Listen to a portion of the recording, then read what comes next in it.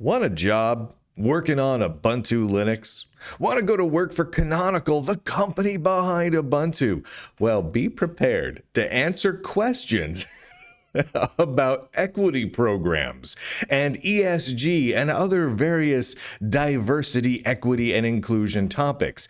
Because according to a source who went through a lot of this, if you are an applicant for a job inside of Canonical, you are now required to take a DEI and belonging class, which is a class that Canonical has, from what we can gather, licensed or purchased from an organization called the Inclusion Design Group. And they present this class and these tests that you take as part of it through LinkedIn. This particular source has sent over a few screenshots just to give an example of the flavor of what some of these questions look like.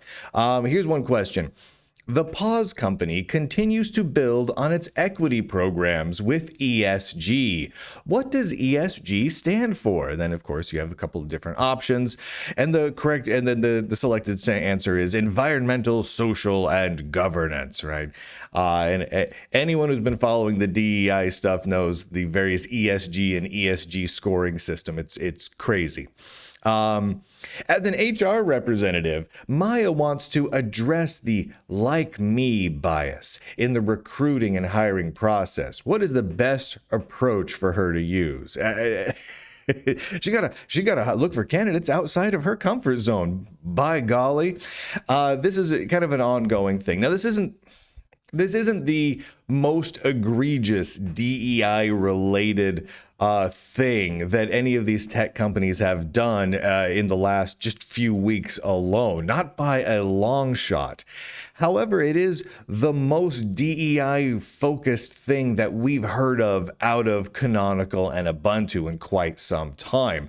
By and large, Canonical has been kind of flying under the radar from the DEI point of view, while a lot of the other companies, their competitors, have just been going whole hog on it. Like Red Hat and Red Hat Linux, they went crazy woke DEI. I mean, if you've been following the Lunduke Journal coverage, you've seen where they have huge diversity hiring quotas that they've just recently canceled because of lawsuits, because of the racist hiring practices over there.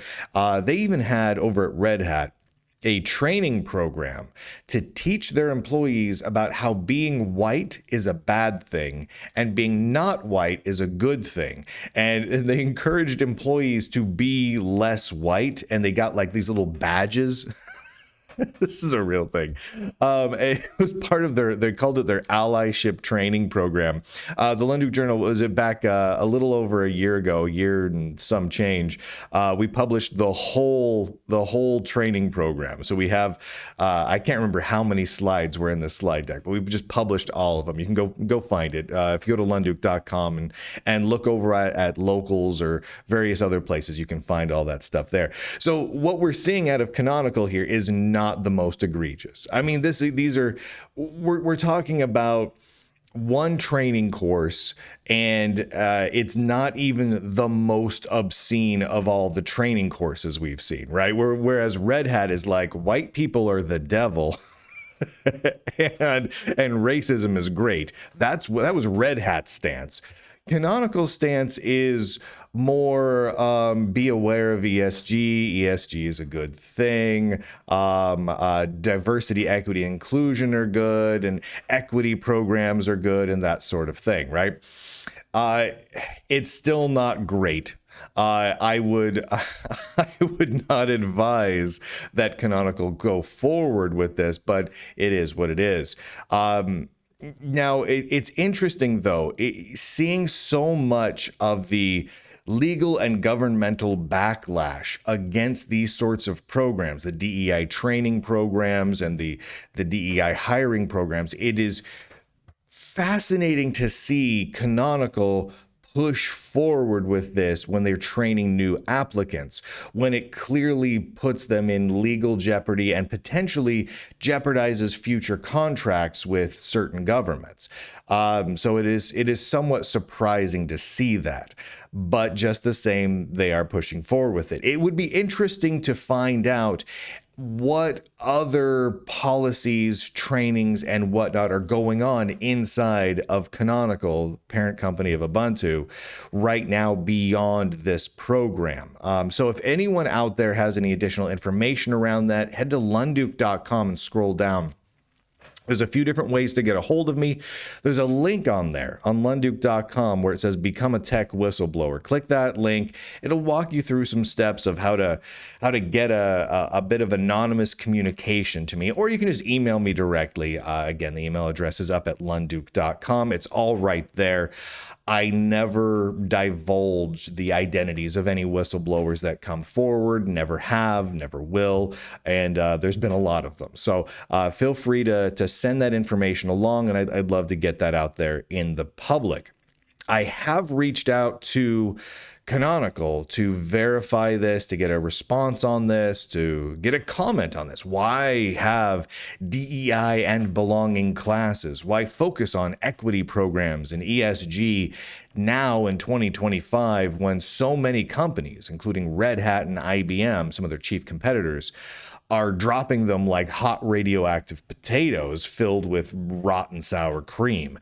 I'm not sure. It seems a little bit late to the party here, but I'm gonna keep an eye out. If they do respond, if Canonical responds, I will of course let everyone know what that response is. And of course, go to lunduke.com. Thank you to all of these subscribers. I really could not do this without you.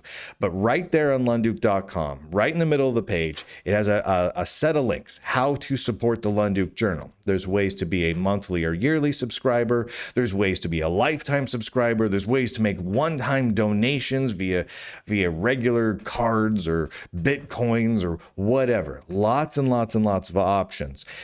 You'll notice with the Lunduke Journal, there's no ads, right? There's no built-in ads to these shows. There's no, this episode brought to you by Square Flugenflagen, right? There's none of that. And that is by design.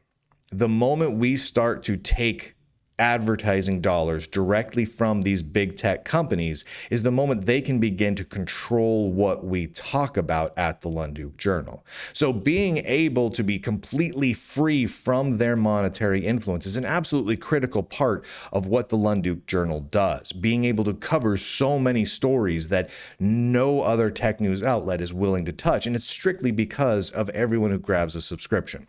And as long as enough subscriptions are coming in, we can afford to just make all of that content free for everybody. You'll notice if you go to lunduke.com, you can get the shows and the publications from the Lunduke Journal on X and YouTube and Facebook and Patreon and Rumble and Locals and the podcast RSS feed. It's over on Substack and it's over on Spotify. You can grab it on iTunes. It's all over the place for free.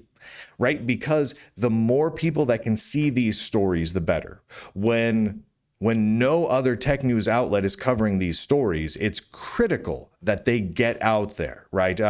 And not be locked away to just the Lunduke Journal subscribers. So thank you to all of the subscribers who do make it possible to get all of this out there. I could not do this without you. Lunduke.com. Really appreciate it.